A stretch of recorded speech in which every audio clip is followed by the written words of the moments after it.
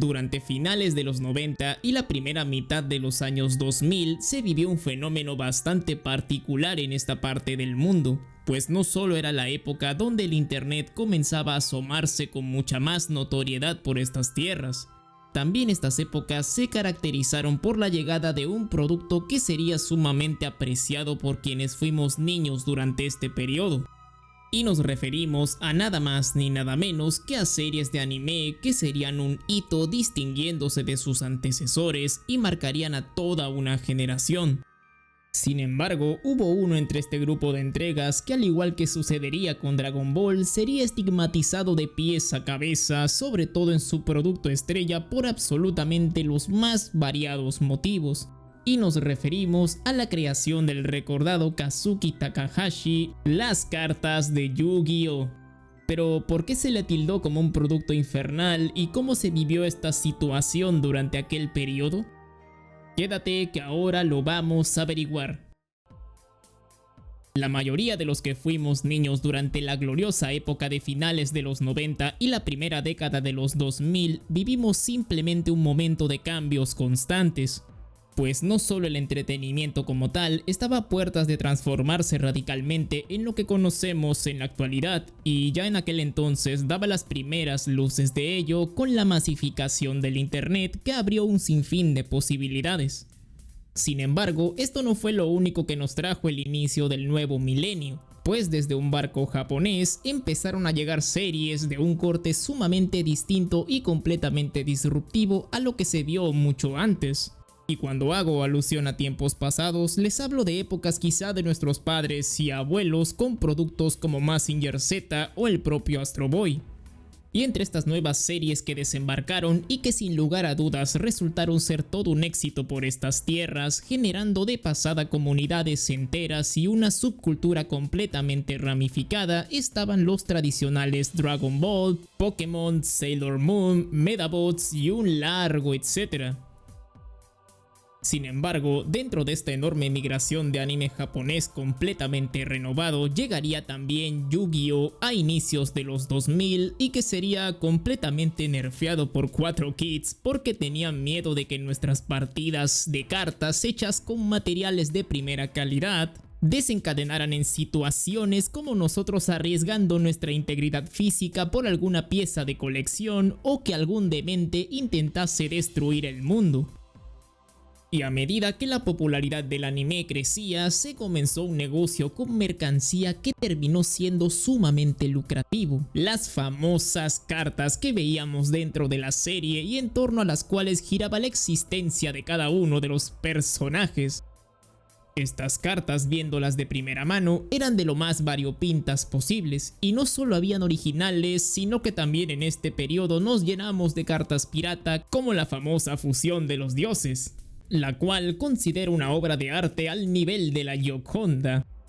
Y algo característico de estas cartas eran sin lugar a dudas sus ilustraciones, que para la época eran algo bastante llamativo, pues los diferentes monstruos y criaturas que se plasmaron en ellas no cabe duda que nos llamaban bastante la atención. Y si hablamos de las cartas que llegaron a aparecer en la serie, estas eran todavía más cotizadas. Pero paralelamente a todas estas maravillas que iban llegando a Latinoamérica, muchos padres de la época comenzaban a tener preocupación por la, entre comillas, violencia absurdamente brutal que se mostraba dentro de estas series de monos chinos, acusándolas de ser una mala influencia para las mentes jóvenes de la época, y no faltaron las personas quienes tildaban estas series como algo satánico. Y de hecho, no solo era el anime como tal, pues valgan verdades, durante este periodo a finales de los 90 y primeros años de los 2000, el estigma de que todo, pero absolutamente todo lo que nos causara tan siquiera una pizca de felicidad era algo del diablo o tenía algún mensaje subliminal en él, eran el pan de cada día. Y seguramente muchos de ustedes, al igual que yo, vieron un afiche de este estilo donde en el caso de Dragon Ball se exponían los argumentos por los cuales este anime era producto de una mente maligna y que Goku era tan malvado y tan sórdido como Unity. Pero uno se preguntaba cuál era el origen de tales volantes y afiches. Pues curiosamente los autores de este tipo de teorías respecto al origen demoníaco del anime o en general de todo lo divertido de la época eran principalmente algunos grupos de carácter religioso pero bastante extremo. Y resalto aquí la palabra algunos porque para nada sería correcto el generalizar. Pero bueno, estos grupos hacían una enorme resonancia de estos mensajes que veíamos en este tipo de volantes, siendo el máximo representante de esta corriente, o por lo menos el más conocido, el tan famoso y a la vez memeado Josué Irión, quien se haría conocido y querido entre la comunidad de culto precisamente por sus intervenciones respecto al flagelo entre comillas que representaban las cartas de Yu-Gi-Oh! Mira, hermanos, el cabro, ¿cómo se dice?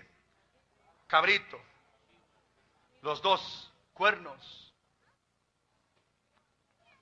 el lobo que representa el diablo, destroza, mata, roba, la espada que traspasa, satanismo, conjuro satánico, de rodillas, una pierna hacia atrás, la espada para adelante, conjuros del diablo.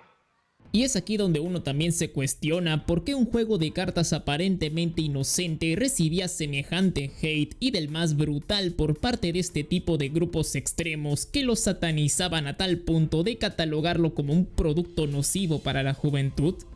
Sucede que en aquellas épocas, como mencioné en un inicio, todo estaba en constante cambio y básicamente todo lo nuevo en entretenimiento aún estaba en completa exploración, y en el caso de las cartas de Yu-Gi-Oh! Debemos recordar que estas, precisamente por el carácter de las ilustraciones que poseían, como monstruos, seres con atributos físicos particulares, seres de luz y de oscuridad, o incluso cartas directamente alusivas a entes aparentemente infernales, daban pie a que sobre todo las personas que propalaban este tipo de demonización tuviesen en ellas un referente sobre el cual apoyar sus teorías. ¿De cuándo aquel señor Luiso se le puede considerar demoníaco?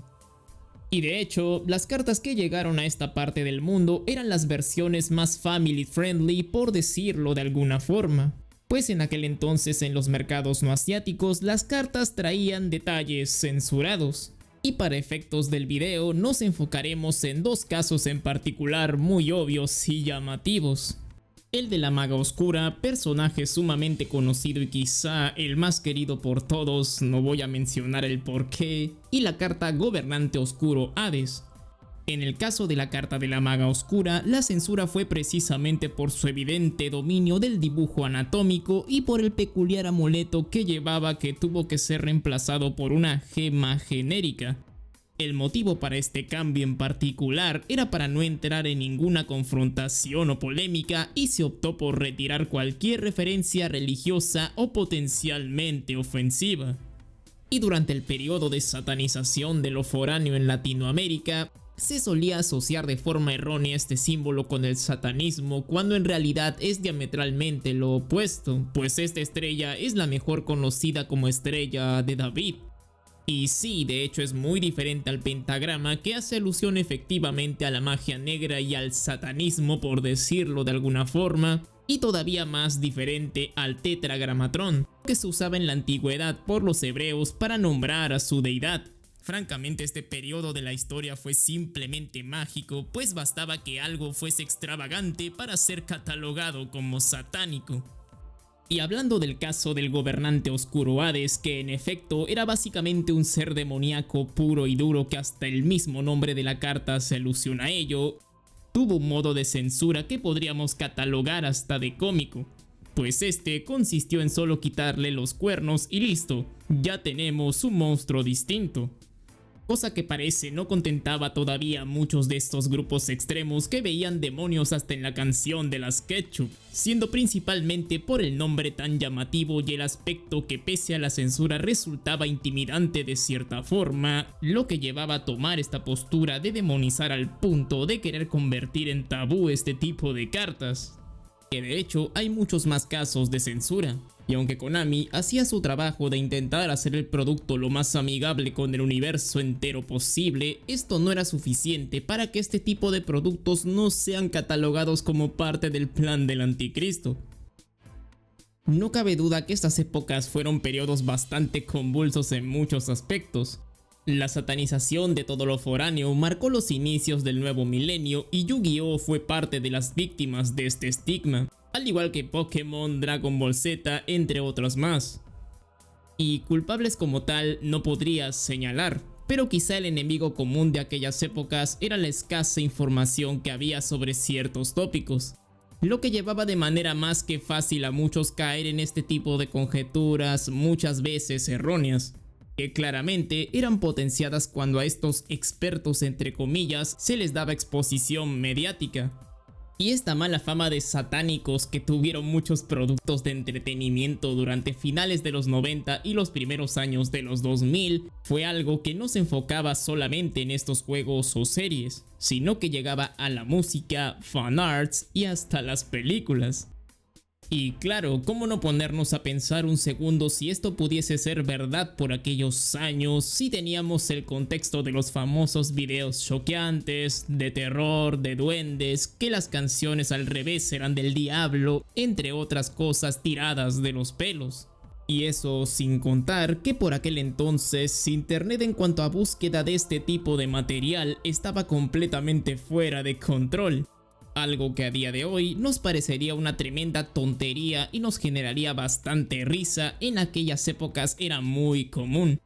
Y es el reflejo de que el miedo a lo desconocido e incluso a la poca intención de develar en qué consistía todo el trasfondo era algo que caracterizó mucho a este periodo, lo que derivó en parodias como esta. ¡Monaguillo! ¿Qué es posible el demonio de RBD, Monaguillo? ¡No, por favor! ¡Ahora el monaguillo es mío! Y ahora dime si llegaste a vivir esta época de la satanización de todo, si llegaste a tener alguna de estas cartas sin censura, o si aún las conservas, cuéntame tu experiencia.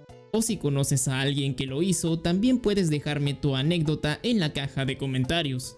Si te gustó el video, no olvides dejar tu like, suscribirte al canal es súper importante muchachos y sobre todo es gratis. Y así te enterarás de forma veloz cuando subo un nuevo video. Y de pasada contribuyes a que pueda comprar la carta de la maga oscura sin censura. Al final te dejo dos videos que quizá podrían interesarte.